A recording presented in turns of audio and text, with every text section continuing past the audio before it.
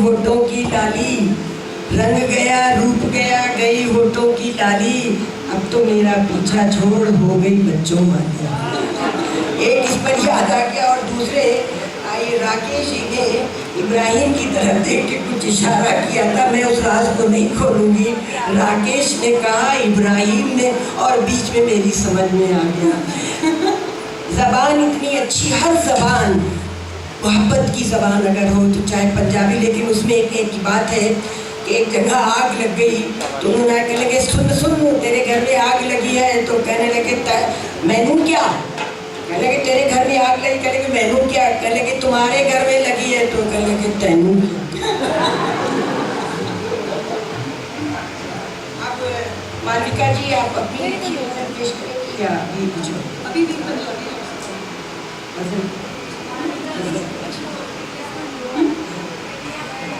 सत्या मौजूद है, मैंने पुलिस को ढूंढ रही थी, अरे सत्या कहाँ रहती हो भाई, पुलिस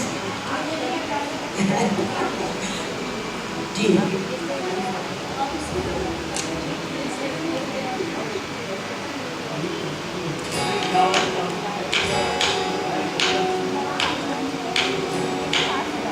तो 9 के साहिल साहब बैठे हुए और सत्या बैठी हुई से भाई जी आप सेफ हैंड्स में है मालविका जी।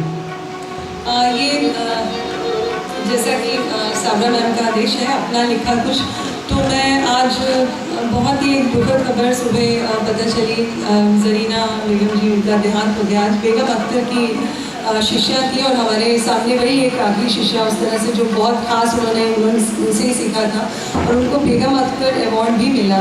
तो मैं ये गज़ल वैसे मैं फैज़ साहब के लिए गाती हूँ, मैंने उनको समर्पित की थी, उनके लिए लिखी थी, आज ये जरीना बेगम के लिए।